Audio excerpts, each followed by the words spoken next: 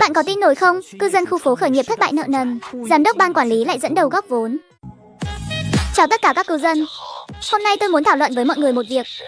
Gần đây tôi thấy nhiệt huyết đóng phí quản lý của mọi người không cao. Vẫn còn một bộ phận người đang nợ phí quản lý. Tìm hiểu nguyên nhân là bởi vì thu nhập của cư dân khu ta không cao. Hơn nữa mức độ cải thiện cuộc sống rõ ràng là chưa đủ. Đây là vấn đề của ban quản lý khu phố chúng ta. Vì vậy, nhắm vào vấn đề này tôi đã suy nghĩ suốt 3 ngày 3 đêm. Cuối cùng cũng nghĩ ra được một cách có thể cải thiện cuộc sống cho các cư dân khu phố. Vãi trưởng, đang nói cái quái gì thế này? Cư dân thu nhập không cao thì liên quan gì đến ban quản lý được chứ? Chuyện chẳng liên quan tí tẹo nào mà cũng tự vơ vào mình cho được. Cái ban quản lý này tôi thật sự phục sát đất rồi đấy. Tôi biết hiện giờ trong khu phố mức sống của nhiều người cũng bình thường thôi. Tôi cũng biết có một bộ phận người đang gian khổ khởi nghiệp, nhưng kết quả đều kết thúc bằng thất bại. Tại sao lại thất bại? Rất đơn giản, đó là bởi vì nguồn vốn của họ không đủ. Nếu nguồn vốn đủ, chắc chắn có thể tạo được chỗ đứng trong ngành. Nhiều người khởi nghiệp là vì không muốn làm việc bục mặt 996, không muốn bị những ông chủ đen tối vô lương tâm bóc lột, nên họ muốn tự mình làm chủ. Nhưng muốn khởi nghiệp thì không phải chuyện đơn giản. Đầu tiên, nguồn vốn chính là thứ quan trọng nhất. Nghe đến đây, Băng Băng lại một lần nữa nghệch mặt ra. Cái tên này rốt cuộc định làm cái gì thế? Đừng phân tâm, xem anh ta nói thế nào đã. Tôi cứ cảm thấy anh ta đang ủ mưu một chiêu cực lớn. Vì vậy, để khuyến khích những người trẻ đang nỗ lực phấn đấu trong khu phố chúng ta, ban quản lý dự định tung ra dịch vụ tiện ích mới. Từ tháng sau, phí quản lý sẽ tăng thêm 500 tệ. Thấy chưa, tôi đã bảo rồi mà. Trên đời này làm gì có bữa trưa nào miễn phí. Bồm một phát tăng luôn 500 tệ, thế mà cũng nói ra được. Mọi người yên tâm, tiền sẽ không đóng vô ích đâu. Nếu cư dân chúng ta muốn khởi nghiệp, ban quản lý sẽ dựa trên mức độ nhất định để hỗ trợ. Khi nguồn vốn không đủ, chúng tôi sẽ đi khảo sát tính khả thi trong ngành của bạn. Nếu được, chúng tôi sẽ trực tiếp đưa một khoản vốn nhất định. Tất nhiên mọi người sẽ có hai lựa chọn. Thứ nhất là phát theo hình thức cho vay để mọi người khởi nghiệp, lãi suất sẽ để ở mức thấp nhất. Thứ hai là theo hình thức góp vốn để tài trợ cho việc khởi nghiệp của mọi người. Mọi người thấy đề nghị này của tôi thế nào? Đúng, một cái tăng 500 tệ đúng là hơi áp lực thật. Nhưng nghe anh ta tính toán thế này thì cũng đáng đấy chứ.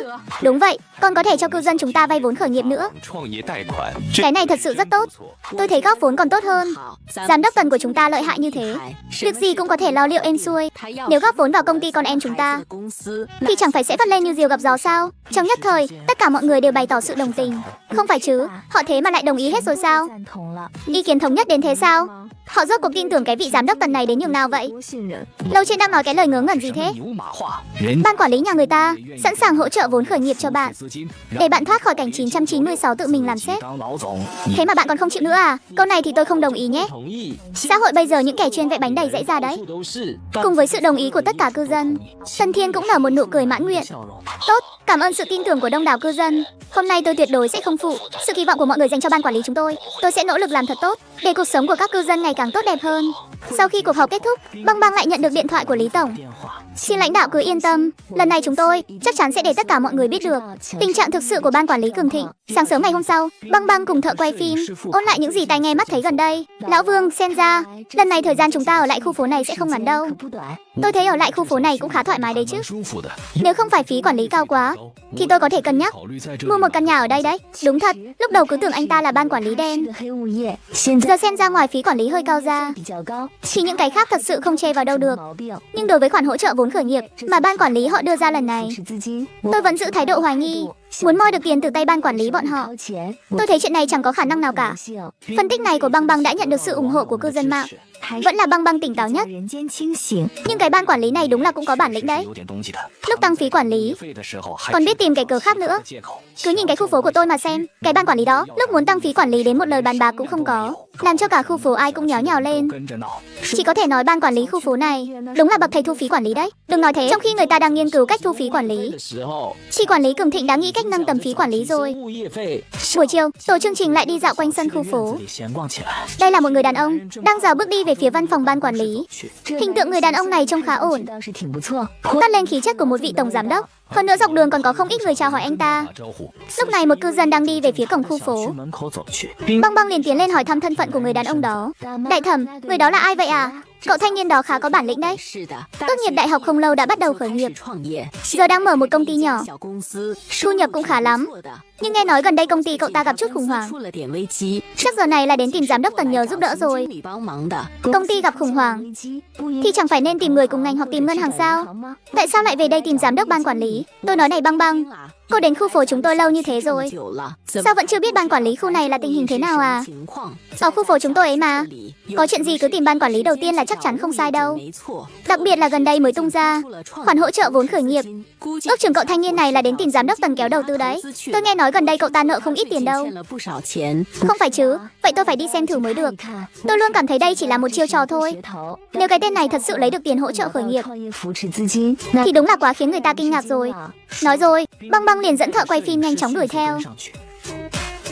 Người đàn ông rõ ràng cần vốn xoay vòng, nhưng anh ta không đi ngân hàng mà đi tìm giám đốc quản lý. Chỉ vì một quý anh ta đóng tới 8.000 tệ phí quản lý. Giám đốc Tần, tôi nghe nói gần đây ở khu phố có chương trình hỗ trợ vốn khởi nghiệp phải không?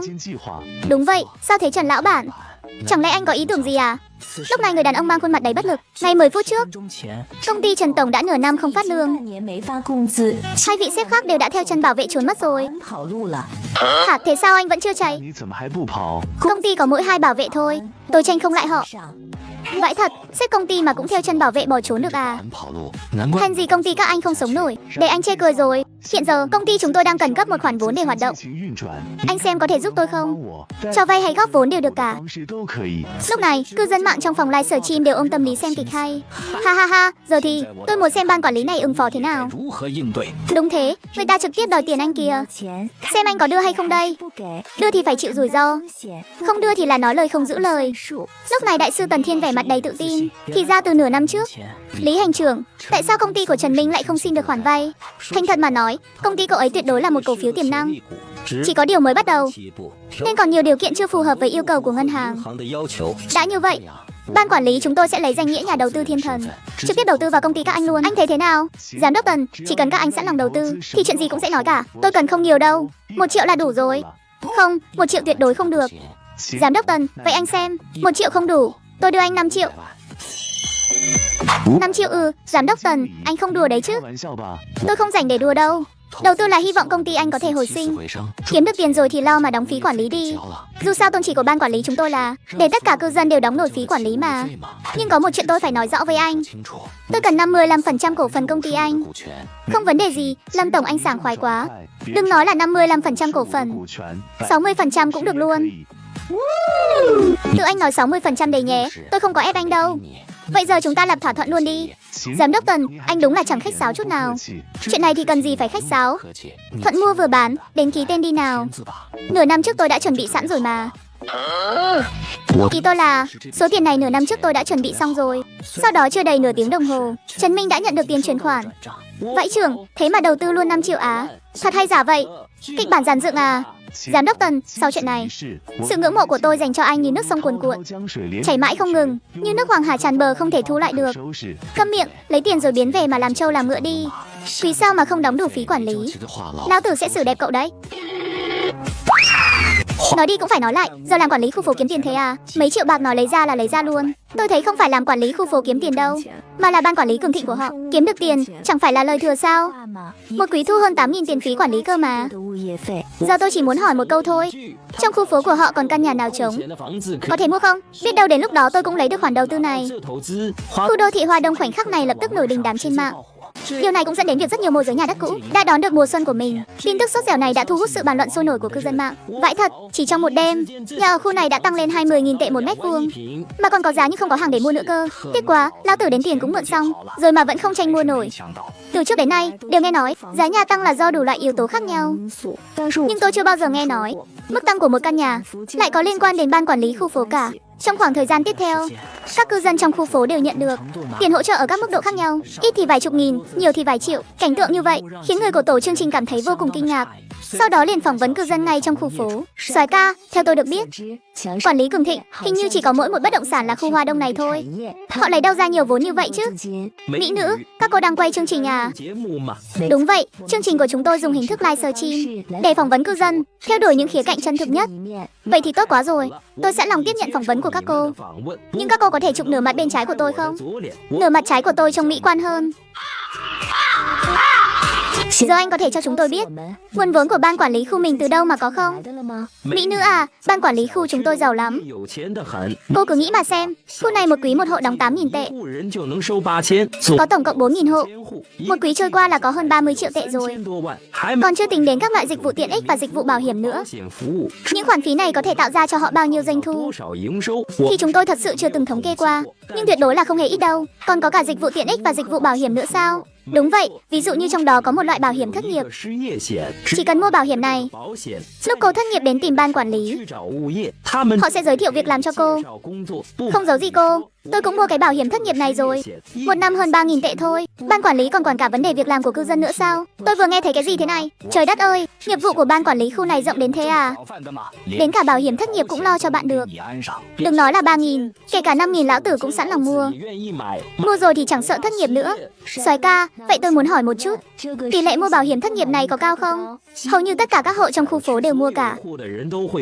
Dù tạm thời chưa có công việc tốt, giám đốc Tần cũng sẽ sắp xếp làm bảo vệ trong khu trước đã. Chắc hẳn điều này các cô đã biết rồi chứ? Lúc mới đến, cậu bảo vệ ở cổng có nói qua, một tháng lương cơ bản hơn 8.000 tệ. Thì chẳng thế sao? Cậu thanh niên ở cổng đó điện thoại cứ đổ xoành xoạch. Giờ gặp ai cũng bảo hãy gọi tôi là Evan quý tộc. Cơ dấu mắc Hamishi bản FB cơ bản gì đó. Thế đấy mà cậu ta còn bảo lương nhận về tiêu mãi không hết cơ. Nghe đến đây, người dẫn chương trình Băng Băng đột nhiên cảm thấy có chút ghen tị. Hèn gì trước đó bị cậu em ở cổng mắng cho ra bã. Không còn mặt mũi nào nữa, cô bảo giờ tôi xin nghỉ việc còn kịp không? Đừng có quậy nữa, qua thời gian đi khảo sát thực tế này, có thể thấy được chỉ số hạnh phúc của cư dân khu này rất cao. Nhưng đồng thời tôi ngày càng không hiểu được tại sao Tần Thiên lại cố chấp với việc thu phí quản lý đến thế. Vậy cô có dự định gì không? Giờ này chắc anh ta đang ở văn phòng. Chúng ta qua đó ngay bây giờ, dù thế nào cũng phải thực hiện một buổi phỏng vấn độc quyền với anh ta.